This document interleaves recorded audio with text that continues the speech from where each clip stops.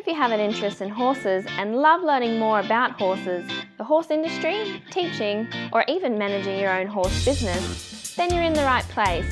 We would love you to join us on our mission, which is to improve the lives of horses around the world through the education of riders, handlers, and trainers. So get comfortable, listen in, and enjoy. By popular demand, we're using our weekend shows to broadcast some of our most liked and commented on interviews from last year. The ones chosen have had excellent feedback from our listeners. If you've already heard this interview, I'm sure it will bring back memories of the education you appreciated, and if you haven't listened to this episode before, then please enjoy. Today I'd like to introduce you to Jeremy Michaels. Jeremy is a fellow of the British Horse Society with training, and he has trained a bit in dressage, show jumping and cross country, and spends a lot of time now teaching competition riders up to advanced dressage, show jumping and cross country. He also trains a lot of BHS exam candidates, and he's a chief assessor for the BHS. Jeremy, your favourite inspirational quote is "Never stop learning." Can you tell me a little bit about that? Yeah, I certainly can. I feel that when you're working with horses, you learn something new every single day, whether it's from the horse themselves or from the rider that you're teaching. Mm-hmm. I also learn from BHS candidates, whatever level the exam. These people are actually quite specialist in different aspects of horsemanship and riding and training, even at the lower levels. And just, when you chat to these people in the exam, they actually come up with some very interesting points, which I can take away and use at, another time. Mm. But, I think we will go to our graves not knowing anywhere near enough about training and riding horses. Mm-hmm. Yeah. All right. Now, when you were coming up, because the BHS system, you've come up through that system, and I know that you said that you'd learnt quite a lot from Molly Severide. Can you remember when you first met her and how she inspired you? Yeah, I was 19. Mm-hmm. My parents very kindly allowed me to have a year off from school, between school and university. And they said, what did I want to do? And I started riding at 12, and I was really keen on riding. And they said I could go on a short course at Talland, yes, near Cirencester, with Molly. And I went there on a 3-month course. And my first time I met her was when I was walking down the yard on my first day carrying an umbrella because it was raining. And she could not believe that somebody who was going to work with horses was actually thinking they wanted to carry an umbrella rather than actually get wet on the yard. But anyway, things got a lot better from then on, and I just found her totally inspirational. She was a fantastic trainer and rider, and I learned a huge amount from her. And did you go back to university?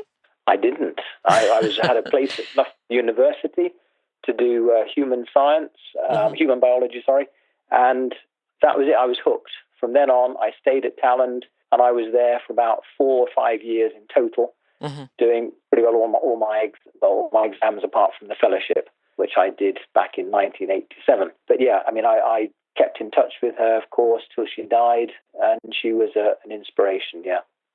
All right. Now, you said you started lessons at 12. Tell me a little bit about then and your first experience with a horse. Okay. Yeah, it certainly wasn't a horse. It was a little scruffy grey pony. But no, my mum used to hunt when she was younger, and that was really the contact with horses, I suppose. And she said, would I like to try riding? Mm-hmm. And at that time, when I was 10, 11, 12, a lot of boys weren't it wasn't a boy thing to do, actually, go riding. Mm-hmm. It was primarily girls, which I absolutely loved because, I was the only boy, about 10 or 11 girls on the yard. Mm-hmm. So that was great fun. But no, being 12, I was a beginner. I had some little jodhpur boots and some corduroy trousers and borrowed hat.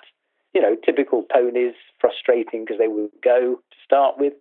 But, gradually got better and better, and the teachers I had actually were very good. I was very lucky to have some good coaches and instructors. Mm-hmm. And it developed from there. I had, I suppose, a little bit of talent and feel for riding, and gradually people lent me horses, and I managed to compete on their horses, and so it went on from there.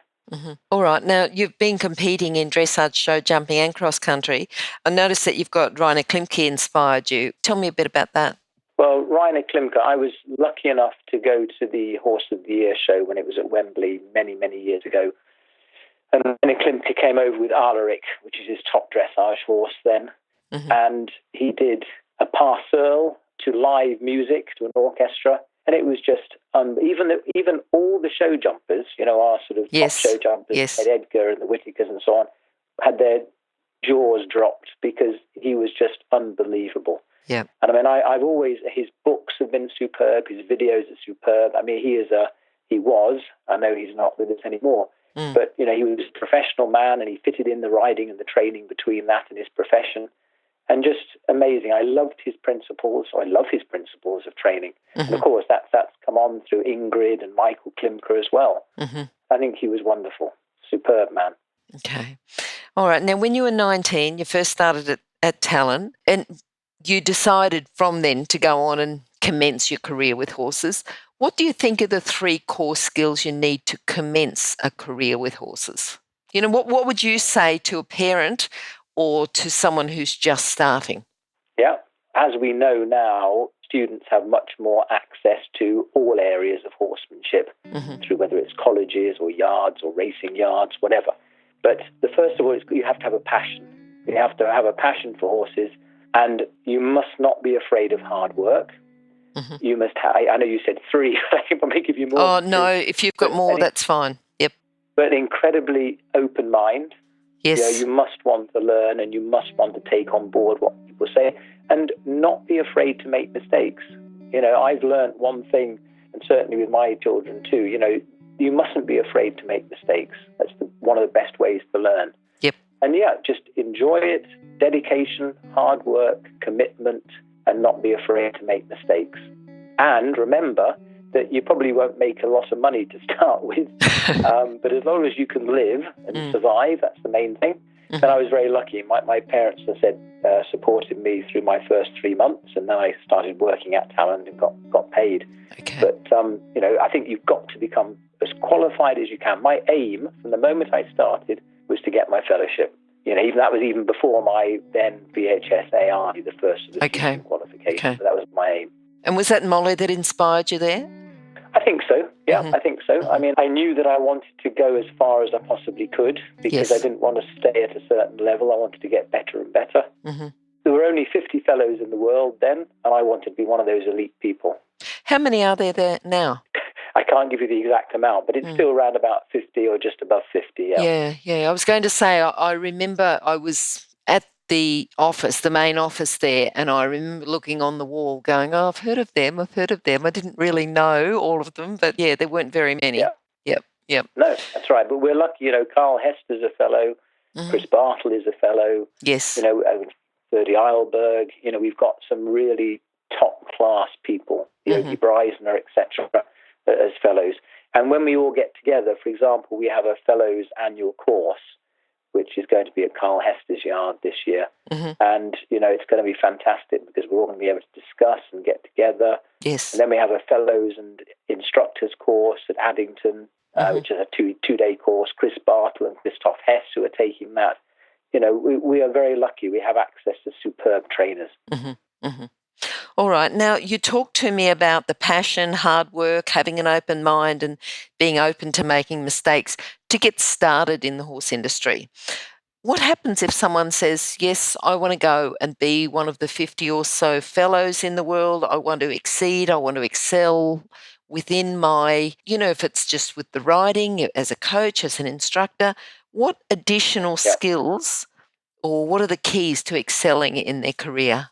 Certainly inquiring mind. Yes. Ask questions. I think you have to, what I did, and I'm going to use myself as an example, on my days off, I didn't have a day off. I went and competed, or I went to watch coaches teach. I sat and watched them teach.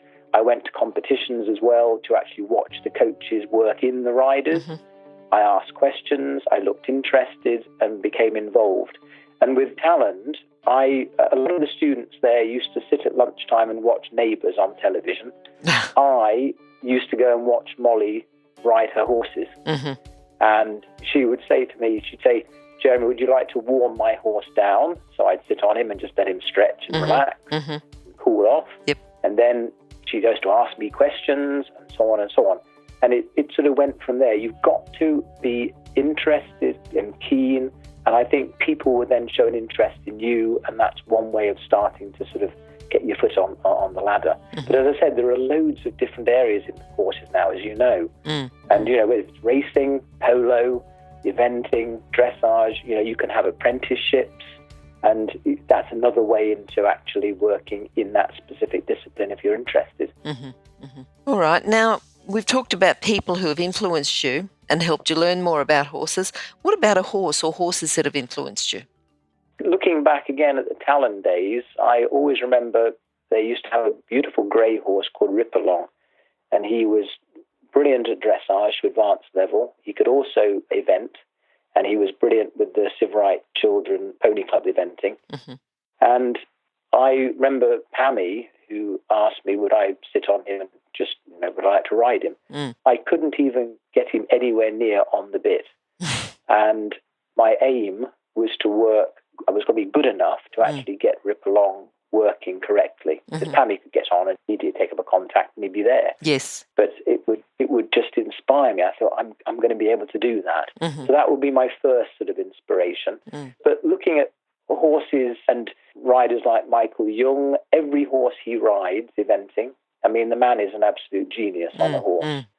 And, it's not specific horses as such. It's the way they're ridden and their riders and their trainers that really inspire me more than just sort of a specific horse. But Vallegro has to be up there. I mean, Vallegro is probably the nicest or the most superbly trained and correct dressage horse we will see. Well, I will see in my lifetime anyway. Yep. And we're very lucky because he's just down the road from where I live. Oh, is he? Okay.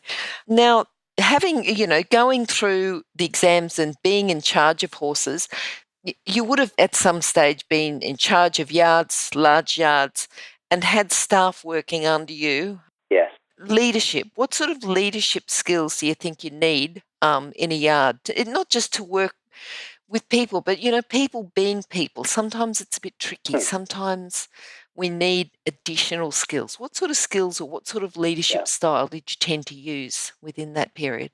Yeah, because I suppose I'm a very practical person, even though I do lecturing at the college and so on, but I'm a very practical person. I like to work with my team, try and inspire them and show them that I've never asked them to do something I wouldn't be happy to do myself. There are times, of course, when I have to step back and they have to do the work, but I like to try and work with them. I try and get respect from them by setting a good example. That to me is very important. Communication is critical too, because you've got to have both lines open from them to me and me to them, so that they are totally informed as to what's going on, and why we're doing things and when we're doing things. But I think the respect, trying to inspire them, setting a good standard, whether it's dress, punctuality, sense of humour, and being fair. You've got to be fair to them. And one thing I've always found when I'm working with managing people is the appraisal system is really important, because it's a two-way thing. And I can sit down with them and talk about how they're doing, and they can tell me how they think I'm doing, and that's very important too. Okay. Oh, hang on a sec. Let me interrupt to let people know about the horse industry qualifications at onlinehorsecollege.com. If you have a look at the flexible options, there's online theory and the practical components can be completed by video or with a qualified expert in your area. That website again is onlinehorsecollege.com. Okay, thanks.